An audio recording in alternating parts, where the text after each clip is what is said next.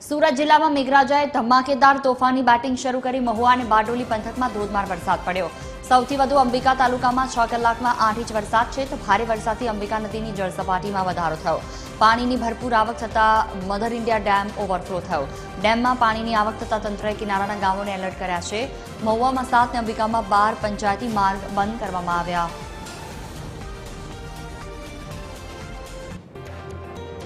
તો પાણીની ભરપૂર આવક થતા મધર ઇન્ડિયા ડેમ ઓવરફ્લો થયો। ડેમમાં પાણીની આવક થતા તંત્રએ કિનારાના ગામોને પણ એલર્ટ કરવામાં આવ્યા છે। મહુવામાં 7 અને અંબિકામાં 12 પંચાયતી માર્ગ બંધ કરવામાં આવ્યા। સુરત જિલ્લામાં મેઘરાજાએ ધમાકેદાર તોફાની બેટિંગની શરૂઆત। દક્ષિણ ગુજરાત નવસારી તાપી સુરત વલસાડ તમામ જગ્યાઓ પર વરસાદ વરસી રહ્યો છે। ભારે પવન સાથેનો આ વરસાદ કેટલીક દુકાનો બંધ કરવી પડી, કેટલીક રસ્તાઓ પર પાણી ભરાઈ ગયા તો કેટલીક જગ્યાઓ પર ટ્રાફિક જામના દ્રશ્યો પણ જોવા મળ્યા છે। જનજીવનને સીધી અસર।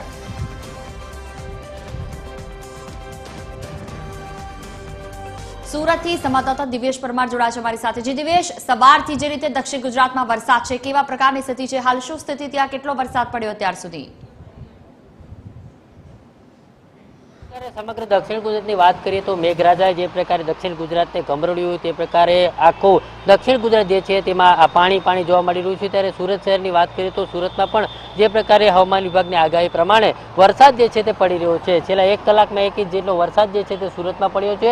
સાથે સાથે દક્ષિણ ગુજરાતની વાત કરીએ તો વલસાડ નવસારી ચીખલી સહિતના જે વિસ્તાર ડાંગ આહવા સહિતના વિસ્તારો છે કે જ્યાં પણ ધોધમાર વરસાદ પડ્યો છે અને પાણી જે છે તે અનેક જગ્યાએ ભરાઈ ગયા છે। ત્યારે સુરત શહેરની વાત કરીએ તો જે પ્રકારે સવારથી જ વાદળછાયું વાતાવરણ હતું અને કાળા ડિબાંગ વાદળો જે છે તે જોવા મળતા હતા, પરંતુ બપોર સુધી વરસાદ પડ્યો ન હતો અને તેના જ કારણે અસહ્ય ઉકળાટ છે તે જોવા મળ્યો હતો।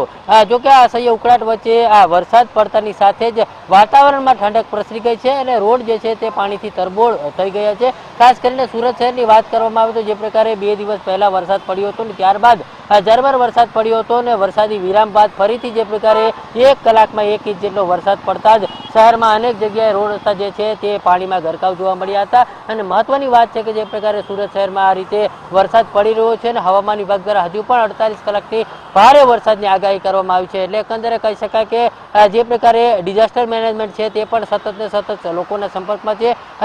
નીચાણવાળા વિસ્તારો જે છે ત્યાં પણ તમામ સવલતો રાખવામાં આવેલી છે અને લોકોને જરૂરી પડે સ્થળાંતર કરવાની પણ તૈયારીઓ કરવામાં આવી છે। ત્યારે એકંદરે જે પ્રકારે તંત્રની વાત કરીએ તો તંત્ર પણ સાબદું બન્યું છે અને જે પ્રકારે હવામાન વિભાગ દ્વારા વરસાદની આગાહી કરવામાં આવી છે તેને લઈને કોઈ પણ પ્રકારે તંત્ર કચાશ રાખવા માંગતું નથી અને તમામ તૈયારીઓ સાથે તંત્ર જે છે તે પણ તૈયારીમાં બેઠું છે। જોકે હાલ જે પ્રકારે વરસાદ જે છે તે શરૂ થઈ ચૂક્યો છે અને વરસાદ પડતાની સાથે જ વાતાવરણ જે છે તેમાં ઠંડક પ્રસરી છે।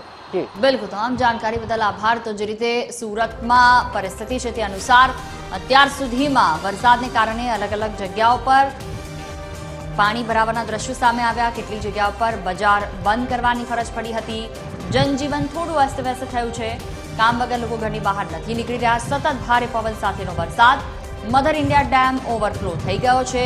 સૌથી વધુ વરસાદ અત્યાર સુધીમાં વલસાડ તાપી અને સુરત આ 3 જગ્યા પર નોંધાયો છે। હવામાન વિભાગની આગાહીને પગલે સુરતમાં વરસાદ છે। વાદળછાયા વાતાવરણ વચ્ચે શહેરમાં વરસાદ વરસ્યો છે। કાળા ડિબાંગ વાદળો વચ્ચે વરસાદની માહોલ હજુ પણ યથાવત છે। ઉકળાટ વચ્ચે વરસાદ થતા વાતાવરણમાં ઠંડક પ્રસરી છે। વરસાદ પડતા રોડ રસ્તા પાણીથી તરબોળ થઈ ગયા છે।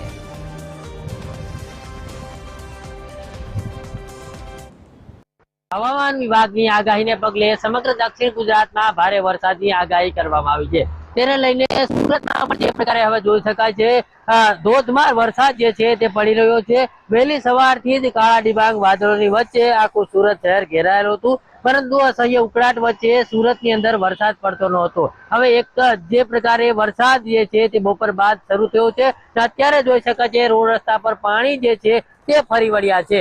ખાસ કરીને સુરતના અઠવા અડાજણ ઉધના રાંદેર કતારગામ અમરોલી સહિતનો જે વિસ્તાર જે છે કે જ્યાં પવન સાથે વરસાદ જે છે તે પડી રહ્યો છે અને અત્યારે વરસાદ પડતાની સાથે જ વાતાવરણ છે તે પ્રસરી છે।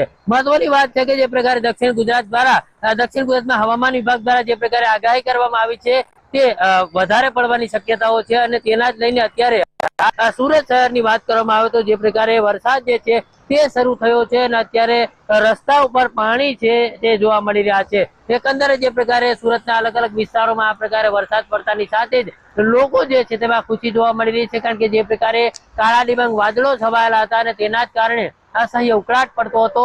જોકે હાલમાં બપોર બાદ જે પ્રકારે વરસાદ પડ્યો છે અને તેને લઈને આ બફારાથી રાહત મળતા શહેરીજનો જે છે તેમને ઠંડકનો અનુભવ થયો હતો અને તેના કારણે તેઓ ખુશ જોવા મળ્યા હતા.